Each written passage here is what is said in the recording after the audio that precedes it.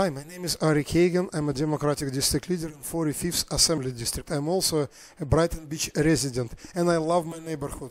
I live in Brighton Beach for many years. My parents have lived in Brighton Beach for more than 10 years.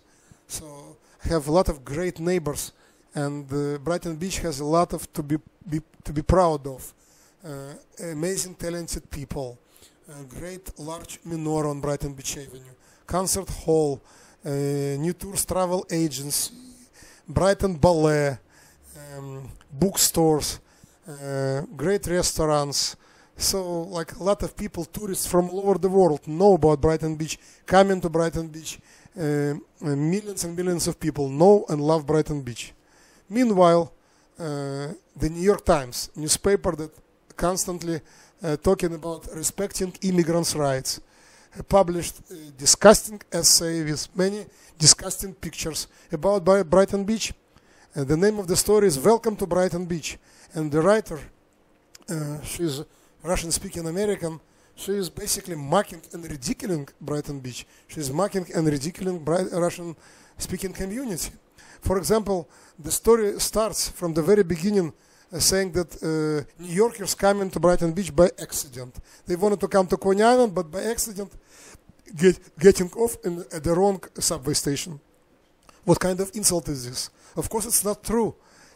Thousands and thousands, millions of people coming specifically to Brighton Beach to visit local businesses, to walk on a boardwalk, to go on Brighton Beach, to meet amazing people who live in Brighton Beach, to visit concert hall here, to eat local, to taste local cuisine. So like, why New York Times publishing that people coming to Brighton Beach only by accident? Why they're publishing that Brighton Beach is a grumpy neighbor of Coney Island? That in order to get to Brighton Beach from Coney Island, you have to see when sea is turning to vodka. Publishing pictures of homeless people, of former mafia guy. And the last picture is the most disgusting in the story, is the New York Times published picture of the World War II veteran who fought Nazis. They published picture of this person in a casket in a funeral home. Imagine like what kind of respect to immigrants, what kind of respect to the family. Why to publish picture of a war veteran in a casket in a funeral home? Who needs pictures from funeral homes? This is a description of the community, pictures from the funeral home. And another example in the story, a writer published some description of her doorman in her building. Her doorman is a schizophrenic Georgian Jew. That's what she wrote. I'm not kidding. Like insult after insult after insult. And people are playing board games on Brighton Beach because they learned how to play it in Siberian prisons, in Siberian jails. What is it?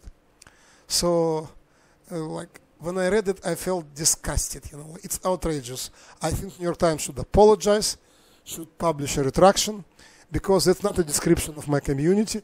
That's not a description of my beautiful neighborhood called Brighton Beach. People love Brighton Beach. People write songs in Brighton Beach. Making pictures. I'm a journalist myself. I like to make pictures in Brighton Beach. Yes, every neighborhood has issues, some problems, some issues. Not every person is great and fabulous. Of course, some people are not good, of course. But the overwhelming majority of Russian-speaking New Yorkers who live in Brighton Beach are great, fantastic people, law-abiding citizens, American patriots, many working people living in Brighton Beach. The story never mentioned a single working person. A lot of working people, a lot of parents with children. We have bookstores on Brighton Beach.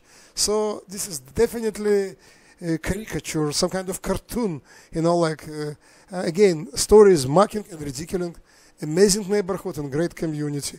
And New York Times should be ashamed of this story and should definitely, absolutely apologize. That's my opinion. I'm Brighton Beach resident, and I love my neighborhood. Thank you.